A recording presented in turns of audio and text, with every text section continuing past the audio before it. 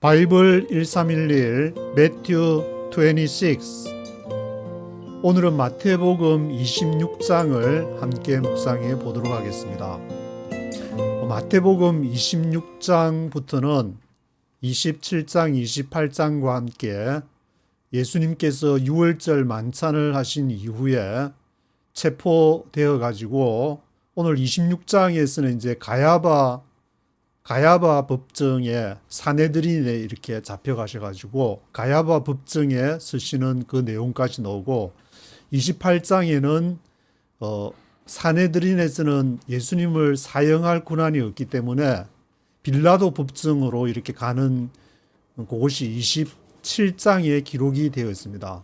그리고 28장에는 예수님의 부활 승천에 관한 기록이 되어 있습니다.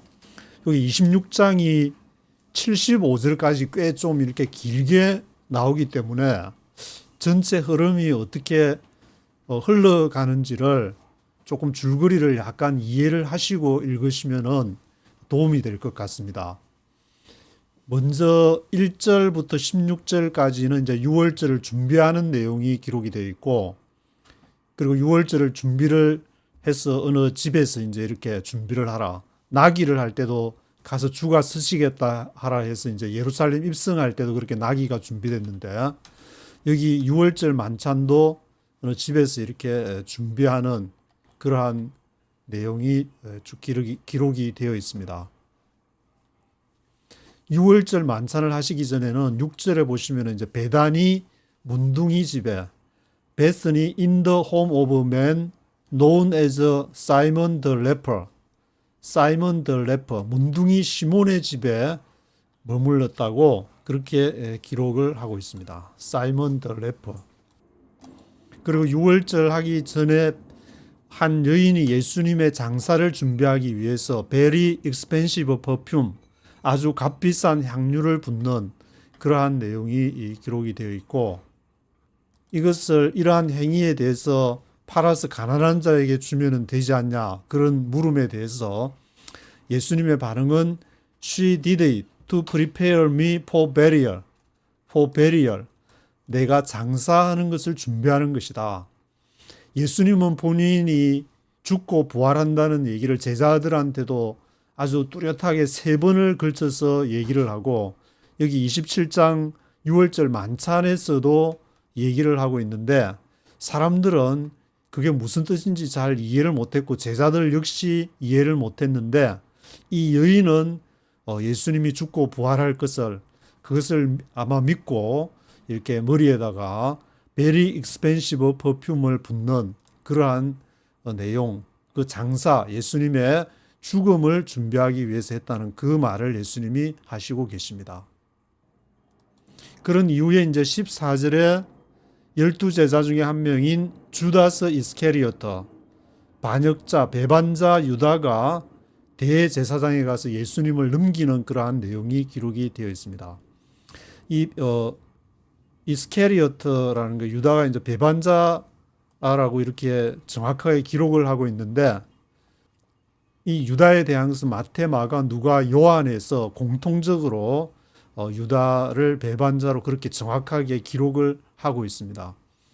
이것은 복음서가 마태, 마가, 누가, 요한이 AD 70년 예루살렘이 멸망한 이후에 기록이 되었는데, 예수님이 돌아가신 이후에 부활 승천하시고 난 이후에 한 세대 이상이 30년, 40년 이렇게 많은 시간이 흘러갔기 때문에 이때 이제 복음서에 와서는 유다가 처음에는 유다가 어떻게 왜 저렇게 했을까, 이 다른 제자들이 이해를 잘 못하는 그런 내용이 있지만, 여기 이제 사복음서를 기록할 당시에는 정확히 유다가 이스케리오트, 배반자로서 이렇게 정확하게 표시가 되는 그러한 것을 알 수가 있습니다.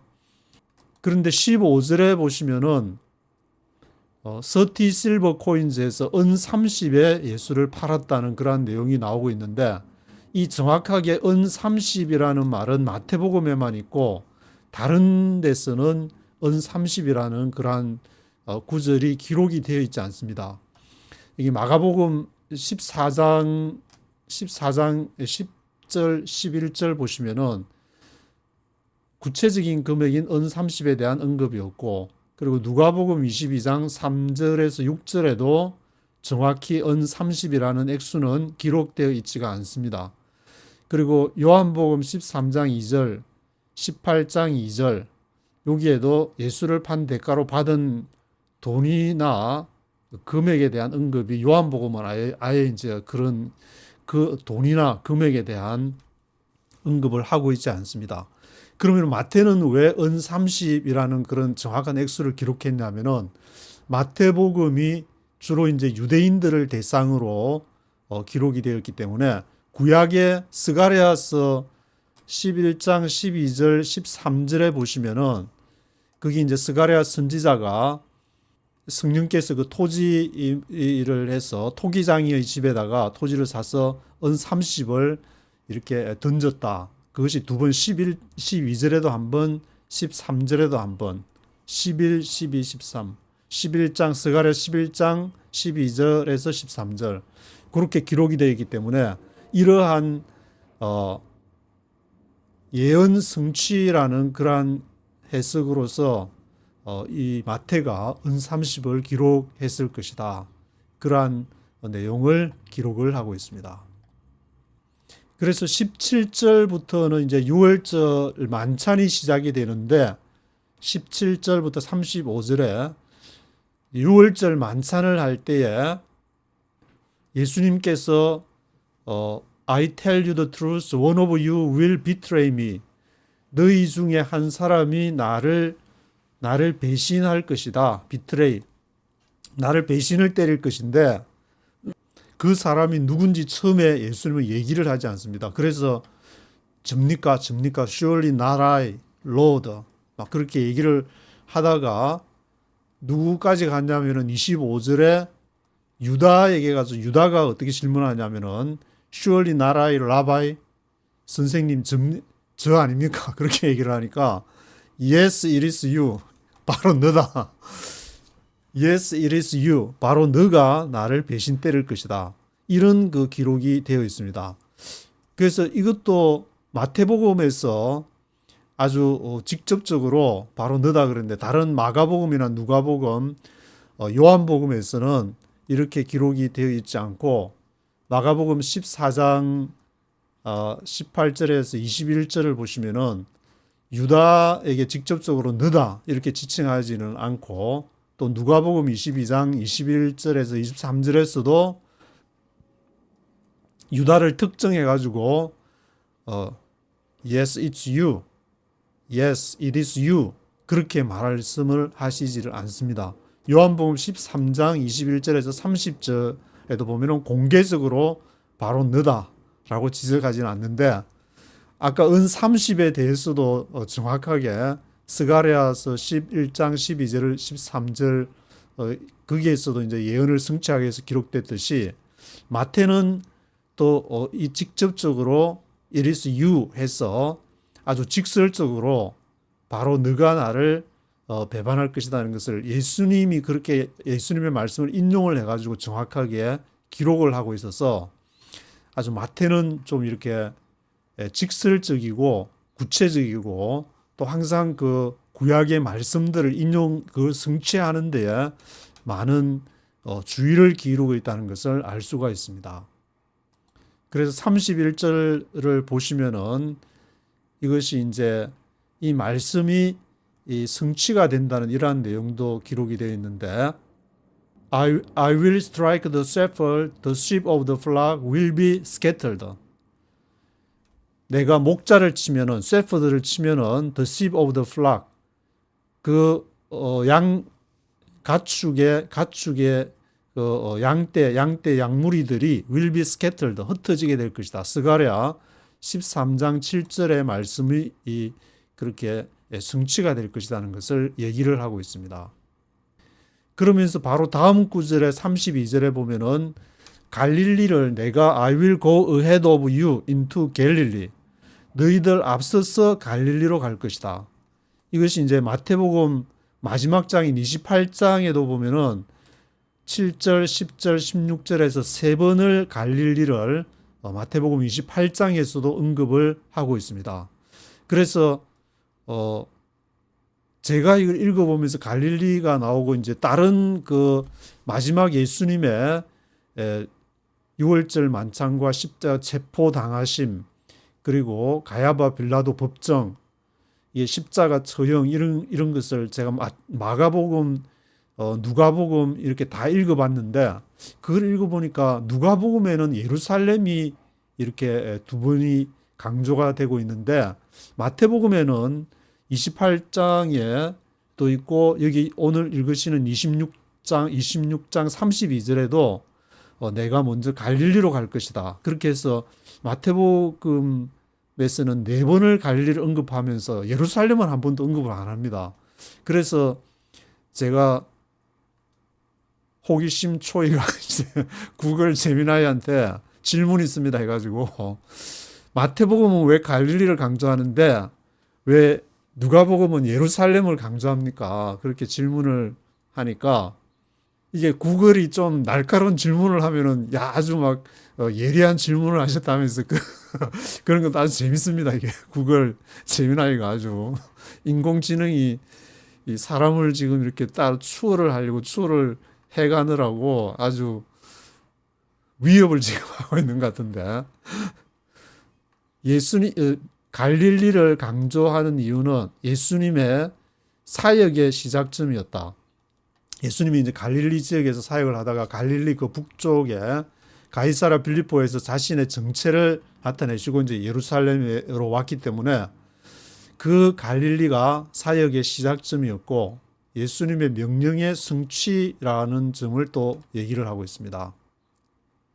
28장에 보시면은 그 마태복음 28장에 갈릴리로 가라 거기서 나를 보리라 하니까 갈릴리로 이제 가는 장면들, 그 예수님의 이제 명령의 성취가 갈릴리다. 그리고 세 번째로는 유대인 독자를 위한 강조다.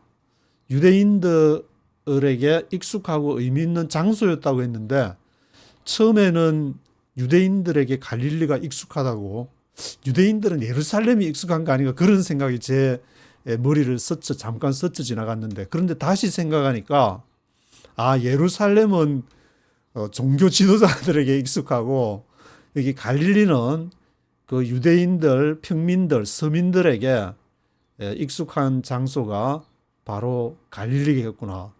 그 다음 순간에 제가 생각을 한번 다시 해보니까 갈릴리가 바로 유대인들에게 익숙하고 의미 있는 장소. 그 갈릴리 호수에서 또 고기도 잡아가지고 그걸로 이렇게 장사해서도 먹고 살기도 하고, 그 갈릴리가 유대인들을 위한 더 이렇게 의미 있는 장소였다는 점을 강조하기 위해서였다. 그래서 갈릴리가 마태복음에서는 강조가 되고 있다는 점을 얘기를 하고 있습니다.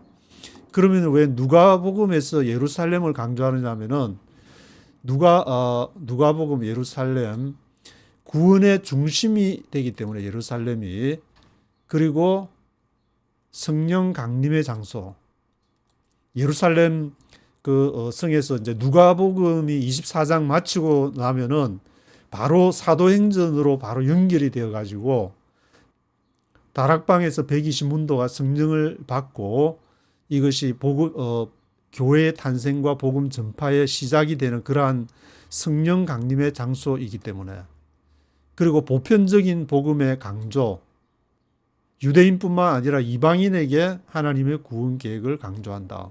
그래서 예루살렘이 강조됐다. 그래서 이 부분은 굉장히 좀 중요한 그러한 부분이기도 한 것 같은데, 마태는 유대인들을 향해서 구약의 그러한 인용들을 계속 신경을 쓰면서 해오니까 갈릴리를 향해서 이렇게 마칠 때에 그것을 강조한 것이고, 누가복음은 이것이 이방인들을 향해서 쓰여지니까 그 이방인들에게 이 예루살렘에서 이 복음이 점점 확장되어져 갈 것이다. 그래서 사도행전 1장 8절에 예루살렘과 온 유대와 사마리아 땅끝까지 이르러서 복음이 전파된다고 했으니까, 그 시작점과 출발점이 이방인들을 향해서 복음이 전파될 것이 바로 예루살렘이 되기 때문에 이것을 강조한 것이라고 이해하면 좋을 것 같습니다. 그리고 유월절 만찬에서는 35절에 베드로가 이렇게 닭 굴기 전에 이제 부인한다는 그러한 내용이 기록이 되어 있습니다. 그래서 베드로가 이렇게 나는 I will never disown you. 결코 나는 당신을 디스오운하지 않겠습니다. 부인하지 않겠다고 했지만 부인을 했는데 요 부인하는 그런 내용에 대해서도 마태, 마가, 누가, 요한이 조금 다르기 때문에 제가 구글 제미나이한테 해서 표로 딱 정리를 해주길래 이것도 저 표를 하나 가져왔는데 마태복음에서는 그 예언 시점이 오늘 밤 닭 울기 전에 이렇게 단정적으로 얘기하는데 마가복음에서는 오늘 밤 닭이 2번 울기 전에 구체적으로 얘기를 하고 있습니다. 닭이 이제 꼭끼어 하면서 한 번 울게 꼭끼어 2번을 울기 전에 마가복음에서는 너가 나를 부인할 것이다는 그 부인하고 나서 2번을 운다는 것이 마가복음에서는 구체적으로 기록했고 누가복음에서는 오늘 닭 울기 전에 하고 이렇게 이름을 언급했다는 그러한 내용이 나오고 있습니다. 오늘 닭 울기 전에 베드로 너가 나를 부인할 것이다. 그리고 요한복음에서는 닭 울기 전에 진실로라는 말이 이렇게 들어가 있으니까 또 베드로의 반응도 이렇게 조금씩 다르게 그렇게 나와 있고 예수님 그 시선을 이렇게 예수님이 딱 돌아보아서 베드로가 3번 이제 이렇게 부인할 때에 예수님과 눈이 마주쳤다. 그 내용은 여기 이제 누가복음에만 이렇게 예수님과 시선이 마주쳤다. 그러한 내용이 있고 요한복음은 이게 그러한 내용이 기록되지 않고 마태와 마가복음에서는 다른 방식으로 예수님과 시선이 마주치가지고 나가서 심히 통곡한 그 내용은 누가복음에만 기록이 되고 있습니다. 그리고 36절에 이제 만찬을 마치고 겟세마네 동산으로 가서 이제 기도하는 그러한 내용이 46절까지 기록이 되어 있습니다. 기도를 가서 이제 세 번이나 가서 기도하는 그 내용이 기록이 되어 있는데 39절에서는 예수님께서 If it is possible, may this cup be taken from me. 나로 이렇게 좀 be taken 되게 옮겨지기를 원한다. 이 잔을 내게서 옮겨주기를 원한다는 그러한 내용이 기록이 되어 있습니다. 그래서 이 부분도 마태, 마가, 누가, 요한복음을 보시면은 마태복음 26장 여기 오늘 있는 데서는 이 잔이라는 그러한 표현을 했는데 마가복음 14장 35절에서 36절에서는 아빠 아버지여에서 아빠 아버지라는 그러한 내용이 마가복음에서는 굉장히 좀 이렇게 하나님에 대해서 아빠 아버지란 다른 데서는 사용이 안 됐는데 마가복음에서만 좀 친밀한 그러한 아빠 아버지라는 표현을 사용하고 있습니다. 그리고 누가복음에서는 누가복음 22장 42절에 아버지의 뜻이거든 이 잔을 내게서 옮기시옵소서 해서 아버지의 뜻을 강조하는 그런 내용이 누가복음에 있고 누가복음에서는 또 이렇게 땀이 땅에 떨어지는 빗방울 같이 되었다는 그러한 내용이 있는데 이것은 누가복음에서만 땀이 예수님이 너무 간절히 기도하셔서 땀이 땅에 떨어지는 빗방울 같이 되었다. 누가복음 22장 44절에 그런 기록이 되어 있습니다. 그래서 이거는 뭐 읽으면서 제 생각에 누가가 이렇게 기록을 한 것은 이방인들이 이것을 읽을 때 그 정도로 간절했다는 것을 예수님이 기도하실 때 얼마나 간절했으면은 그 땀이 이렇게 핏방울 같이 피가 아니고 핏방울 같이 했으니까 피가 떨어지는 것처럼 이방인들의 굉장히 호소력 있는 그러한 내용을 전달하기 위해서 이렇게 표현을 한 것이 아닌가 그런 생각이 들고 요한복음 17장에서는 예수님의 대제사장적인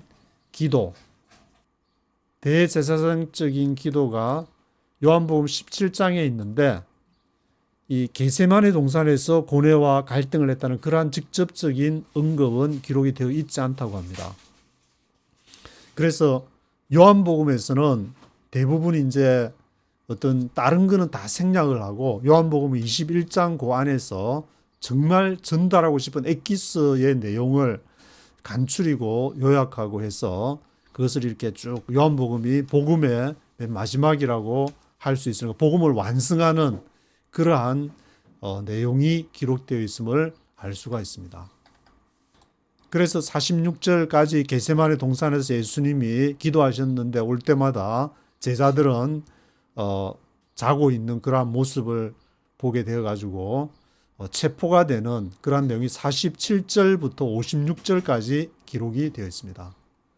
예수님을 체포하러 온 사람들은 the chief priests, 대제사장들과 the elders of the people, 백성의 장로들이 예수님을 이렇게 잡으러 오고 유다가 와서 입맞추는 그 사람을 이렇게 체포하라 그래서 체포하는 그러한 내용이 기록이 되어 있습니다. 그리고 예수님을 체포할 때에 이제 Jesus Companions, One of Jesus Companions에서 이 예수님의 동료들 중에 한 명이라 그랬으니까 뭐 누군지는 이름은 밝히지 않았는데 이 사람이 이렇게 칼을 꺼내 가지고 칼을 뽑아 가지고 뭐 이렇게 긴 칼은 아닌 것 같고 그렇게 긴 칼은 아닌 것 같고 그것을 드루잇 아웃해서 struck the servant of the high priest, 제사장의 종의 귀를 쳐가지고 cutting off his ear, 그 귀를 이렇게 잘랐다는 그러한 내용이 기록이 되어 있는데 요 기록도 마태, 마가, 누가, 요한이 다르게 기록이 돼가지고 칼 휘두른 제자를 시몬 베드로라고 얘기를 요한복음이 오히려 이제 여기 보시면 요한복음에서 굉장히 구체적으로 얘기하고 있는 것을 알 수가 있습니다. 칼 휘두른 제자가 시몬 베드로였다고 실명을 얘기하고 있고 그 잘린 귀가 잘린 사람도 말고였다. 대제사장의 종 말고였다는 구체적으로 언급을 하고 있습니다.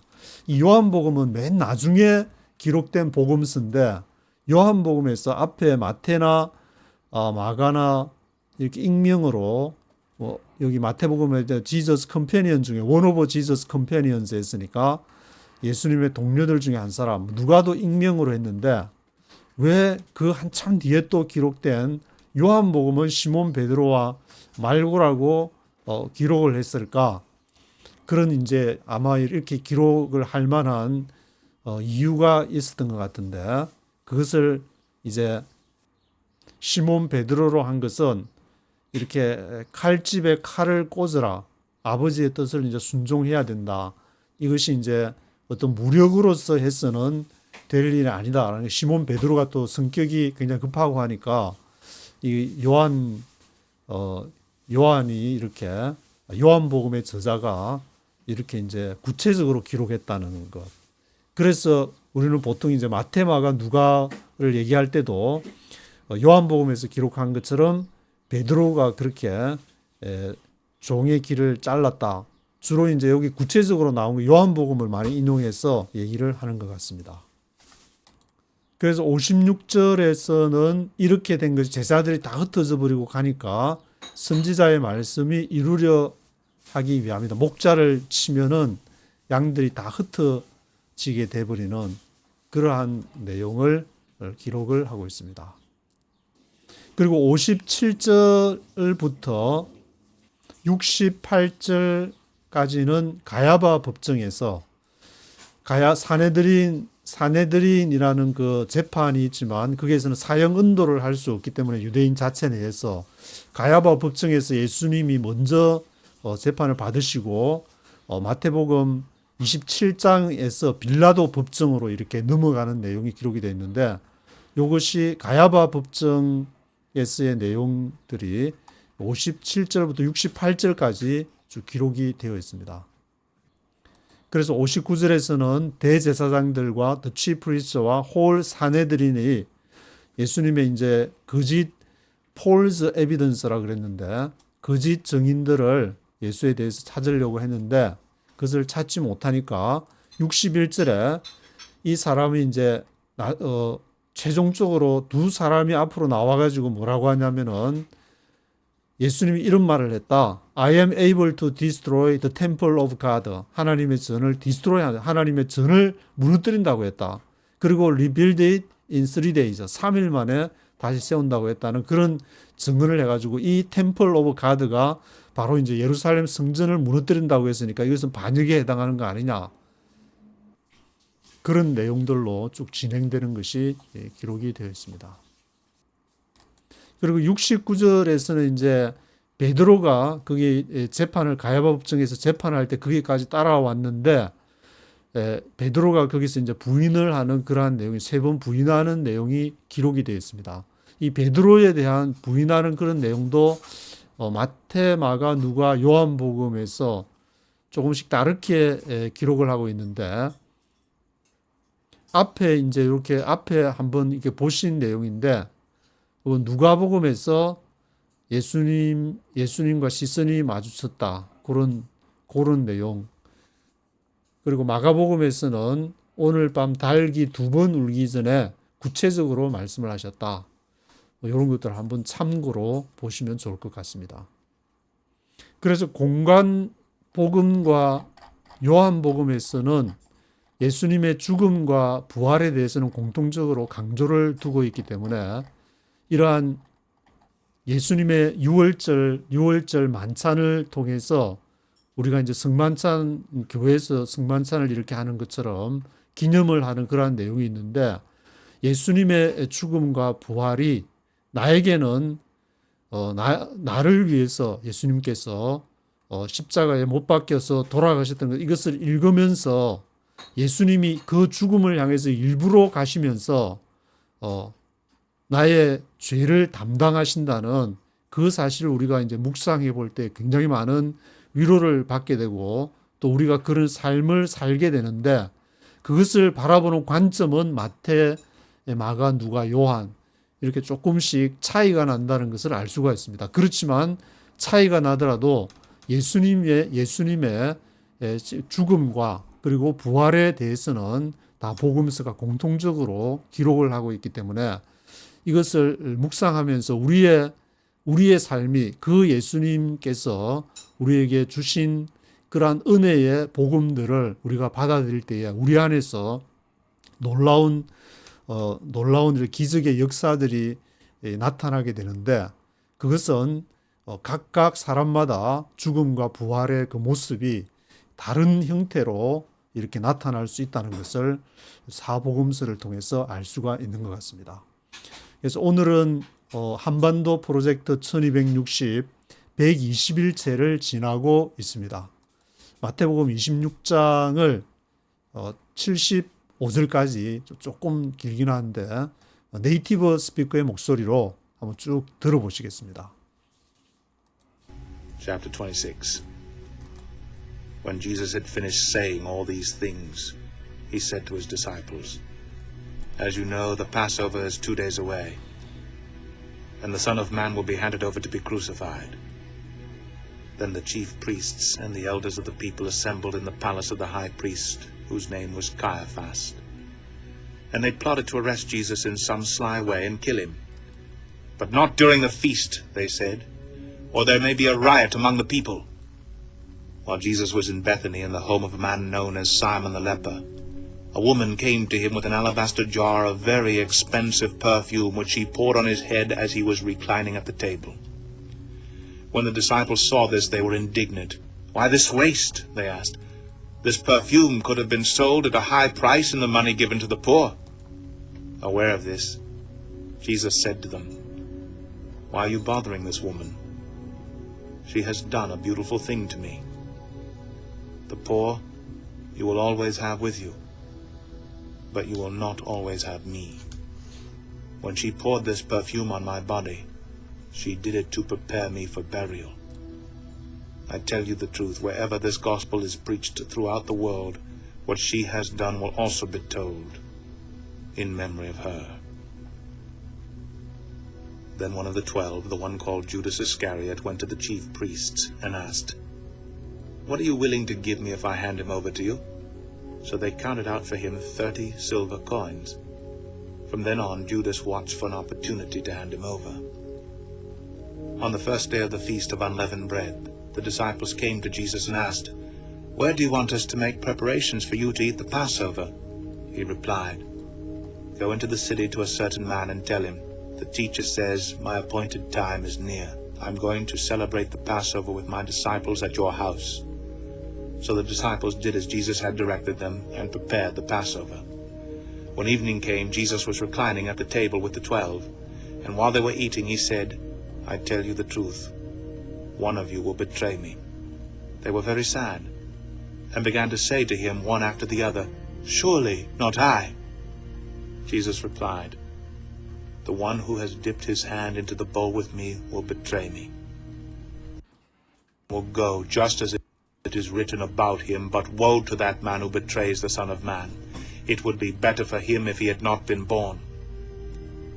Then Judas, the one who would betray him, said, "Surely not I, Rabbi." Jesus answered, "Yes, it is you." While they were eating, Jesus took bread, gave thanks, and broke it, and gave it to his disciples, saying, "Take and eat. This is my body." Then he took the cup, gave thanks, and offered it to them, saying, "Drink from it, all of you. This is my blood of the covenant, which is poured out for many for the forgiveness of sins. I tell you, I will not drink of this fruit of the vine from now on until that day when I drink it anew with you in my Father's kingdom." When they had sung a hymn, they went out to the Mount of Olives. Then Jesus told them, "This very night you will all fall away on account of me. For it is written, I will strike the shepherd, and the sheep of the flock will be scattered. But after I have risen, I will go ahead of you into Galilee." Peter replied, "Even if all fall away on account of you, I never will." "I tell you the truth," Jesus answered. "This very night before the rooster crows, you will disown me 3 times. But Peter declared, "Even if I have to die with you, I will never disown you." And all the other disciples said the same. Then Jesus went with his disciples to a place called Gethsemane, and he said to them, "Sit here while I go over there and pray." He took Peter and the 2 sons of Zebedee along with him, and he began to be sorrowful and troubled. Then he said to them, "My soul is overwhelmed with sorrow to the point of death. Stay here and keep watch with me." Going a little farther, he fell with his face to the ground and prayed, "My Father, if it is possible, may this cup be taken from me. Yet not as I will, but as you will." Then he returned to his disciples and found them sleeping. "Could you men not keep watch with me for 1 hour?" he asked Peter. "Watch and pray, so that you will not fall into temptation. The spirit is willing, but the body is weak." He went away a second time and prayed, "My Father, if it is not possible for this cup to be taken away, unless I drink it, may your will be done." When he came back again, found them sleeping because their eyes were heavy. So he left them and went away once more and prayed the 3rd time, saying the same thing. Then he returned to the disciples and said to them, "Are you still sleeping and resting? Look, the hour is near. The Son of Man is betrayed into the hands of sinners. Rise, let us go. Here comes my betrayer." While he was still speaking, Judas, one of the 12, arrived. With him was a large crowd armed with swords and clubs sent from the chief priests and the elders of the people. Now the betrayer had arranged the signal with them, "The one I kiss is the man. Arrest him." Going at once to Jesus, Judas said, "Greetings, Rabbi," and kissed him. Jesus replied, "Friend, do what you came for." Then the men stepped forward, seized Jesus, and arrested him. With that, one of Jesus' companions reached for his sword, drew it out, and struck the servant of the high priest, cutting off his ear. Put your sword back in its place, Jesus said to him. For all who draw the sword will die by the sword. Do you think I cannot call on my Father? And he will at once put at my disposal more than 12 legions of angels? But how then would the scriptures be fulfilled that say it must happen in this way? At that time Jesus said to the crowd, Am I leading a rebellion that you have come out with swords and clubs to capture me? Every day I sat in the temple courts teaching, and you did not arrest me. But this has all taken place that the writings of the prophets might be fulfilled. Then all the disciples deserted him and fled. Those who had arrested Jesus took him to Caiaphas the high priest, where the teachers of the law and the elders had assembled. But Peter followed him at a distance right up to the courtyard of the high priest. He entered and sat down with the guards to see the outcome. The chief priests and the whole Sanhedrin were looking for false evidence against Jesus so that they could put him to death. But they did not find any, though many false witnesses came forward. Finally 2 came forward and declared, This fellow said, I am able to destroy the temple of God and rebuild it in 3 days. Then the high priest stood up and said to Jesus, Are you not going to answer? What is this testimony that these men are bringing against you? But Jesus remained silent. The high priest said to him, I charge you under oath by the living God. Tell us if you are the Christ, the Son of God.